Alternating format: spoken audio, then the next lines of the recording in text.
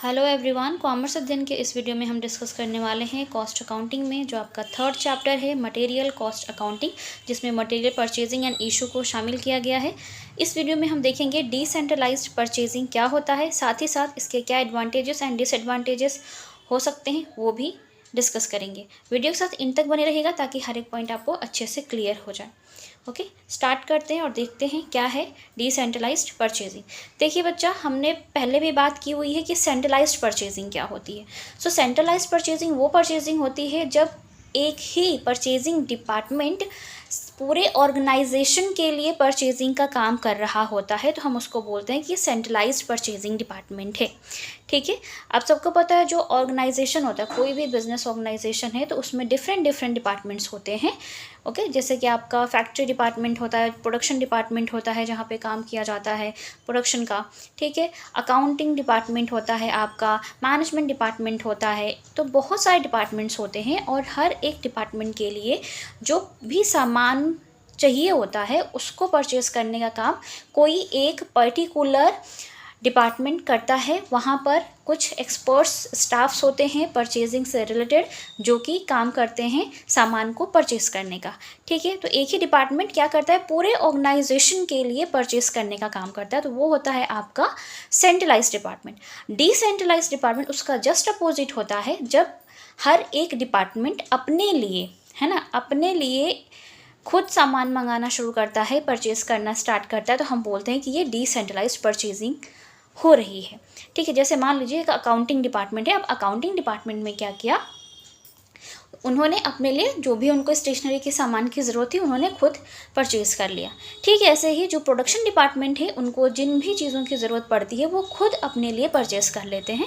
तो ऐसी परचेजिंग को हम बोलते हैं कि ये डिसेंट्रलाइज्ड परचेजिंग है, जो कि डिफरेंट तरीके से डिफरेंट डिपार्टमेंट अपने लिए परचेज़ कर रहे हैं। क्लियर हो गया इतना पॉइंट। यहाँ पे इसकी मीनिंग दी हुई है, decentralise purchasing various departments are authorise to make their purchases directly and independently from the market. ठीक है, तो ये एक ऐसा परचेजिंग डिपार्टमेंट होता है, डिसेंट्रलाइज परचेजिंग डिपार्टमेंट, जिसके अंतर्गत क्या होता है कि हर एक डिपार्टमेंट अपने लिए डायरेक्टली और इंडिपेंडेंटली मार्केट से खुद सामान को परचेज कर सकते हैं अपनी रिक्वायरमेंट के अकॉर्डिंग। ठीक है बच्चा, समझ गए। अब बात कर लेते हैं इसके एडवांटेजेस की। Advantages of decentralised purchasing, first है आपका बेटर परचेजिंग पावर। अब जो भी डिपार्टमेंट अपने लिए परचेज करने का काम कर रहे हैं तो उनके पास क्या है कि सिर्फ अपने लिए ही तो सामान मंगवाना है ना, तो यहाँ पर क्या हो जाता है, जो परचेजिंग पावर होती है वो काफ़ी बेटर हो जाती है। उनको पता होता है उनको किन चीज़ों की ज़रूरत है, कितनी मात्रा में चाहिए होगी, कितनी कॉस्ट की चाहिए होगी, है ना, ये सारी चीज़ें। फिर है इन्हांस्ड विजिबिलिटी।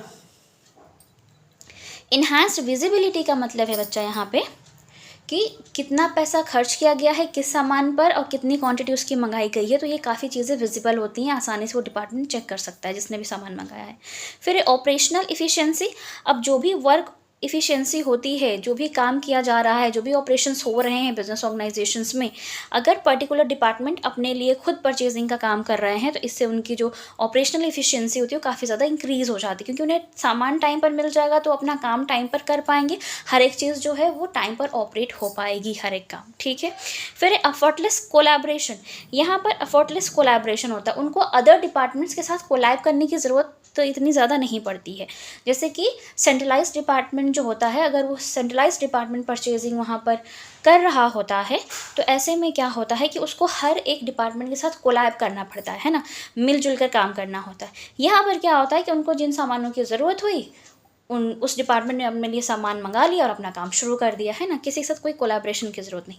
फिर है आपका फास्टर डिलीवरी टाइम्स। अब यहाँ पर जो सामान को पहुंचाने का जो टाइम होता है वो काफ़ी ज़्यादा फास्ट होता है, बहुत ही आसानी से जल्दी टाइम में जल्दी से जल्दी सामान डिपार्टमेंट तक पहुंच जाता है। नेक्स्ट है फ्लेक्सिबिलिटी। फ्लेक्सिबिलिटी मीन्स अपने अकॉर्डिंग वो चीज़ों को ज़्यादा कम कर सकते हैं डिपार्टमेंट, उनको पता होता है कि उनकी डिपार्टमेंट की क्या रिक्वायरमेंट है, तो अपने डिपार्टमेंट के अकॉर्डिंग वो चीज़ों को फ्लेक्सिबल कर सकते हैं, मीन्स कम ज़्यादा कर सकते हैं। लोकलाइज सोर्सिंग की बात करें तो वो लोकलाइज परचेजिंग जो सोर्सिंग है उसको और ज़्यादा बढ़ा सकते हैं, मीन्स उनके आसपास जो भी एक कहते हैं नियर मार्केट जो है वहाँ से सामान को परचेज़ कर सकते हैं।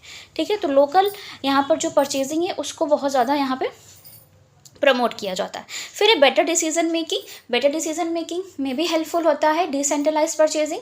इसलिए क्यों? क्योंकि आपको पता है कि एक जैसे कि प्रोडक्शन डिपार्टमेंट, तो उनको सामान की ज़रूरत है, तो उन्होंने डायरेक्ट डिसाइड किया ना चीज़ें, कौन कौन सी चीज़ें कितनी क्वांटिटी में चाहिए, कितनी कॉस्ट की चाहिए, किस क्वालिटी की चाहिए। तो उन्होंने क्या किया, डायरेक्ट डिसाइड किया, चीज़ों को मंगाया अपने पास डायरेक्टली एंड काम शुरू कर दिया। ठीक है। फिर है कॉस्ट सेविंग्स। यहाँ पे कॉस्ट सेविंग्स हो जाती है क्योंकि यहाँ पे बहुत ज़्यादा क्वांटिटी में सामान नहीं आता है, क्योंकि उन्हें हर एक पर्टिकुलर डिपार्टमेंट अपनी रिक्वायरमेंट जानता है, तो उसी क्वांटिटी में सामान को मंगाता है, जिसकी वजह से उनकी कॉस्ट भी कम आती है। Fast operation. यहाँ पे बहुत जल्दी ऑपरेशंस होते हैं, जो भी काम होता है, जो वर्क इफ़िशियंसी है, काफ़ी अच्छे से वर्क कर रही होती है यहाँ पर। ठीक है। अब इसके देखेंगे हम disadvantages of decentralised purchasing. Disadvantages of decentralise purchasing. तो फर्स्ट है आपका डिफिकल्टीज विद परचेजिंग कंप्लाइंस। देखिए, परचेजिंग से रिलेटेड भी बहुत सारी नीतियां बनाई जाती हैं, बहुत सारे रूल्स एंड रेगुलेशंस, गाइडलाइंस बनाई जाती हैं। तो उन गाइडलाइंस को बनाने में, साथ ही साथ उनको फॉलो करने में बहुत ज़्यादा डिफिकल्टीज फेस करनी पड़ सकती है डिसेंट्रलाइज डिपार्टमेंट को। ठीक है। फिर है inability to access economics of economics of scale.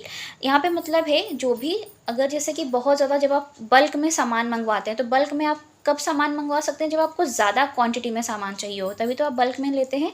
तो वहाँ पर क्या होता है कि ज़्यादा डिस्काउंट मिलता है, आप नेगोशिएट बहुत आसानी से कर पाते हैं उसकी प्रोडक्ट के प्राइस को। ठीक है। तो जब सेंट्रलाइज्ड परचेजिंग डिपार्टमेंट परचेजिंग का काम करता है, तो वहाँ पर बहुत ज़्यादा नेगोशिएट करना इजी हो जाता है। लेकिन डिसेंट्रलाइज परचेजिंग में क्या होता है कि यहाँ पर नेगोशिएट करना थोड़ा मुश्किल हो जाता है, क्योंकि आप अपने रिक्वायरमेंट के अकॉर्डिंग थोड़ा सा ही सामान मंगवाते हैं। Inability to access economy of scale, समझ में आ गया होगा बच्चा। फिर है डुप्लीकेट परचेजेस। डुप्लीकेट परचेजेस का मतलब क्या होता है कि कभी कभी जो सामान होता है, हर एक बजट के पास हर एक डिपार्टमेंट के पास अपना बजट होता है। तो जो डिपार्टमेंट्स होते हैं, कभी कभी वो सामान को, मतलब सेम सामान को दोबारा मंगवा लेते हैं। ठीक है। तो यहाँ पर भी प्रॉब्लम फेस करनी होती है। देन अननेसेसरी परचेजेस, वो क्या करते हैं कि ऐसे भी कुछ सामान को ले आते हैं जिसकी ज़रूरत नहीं है ना। तो यहाँ पर अननेसेसरी परचेजेस को भी प्रमोशन मिल जाता है।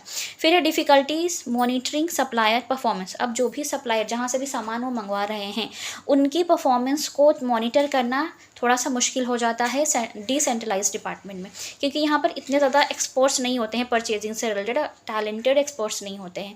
ठीक है।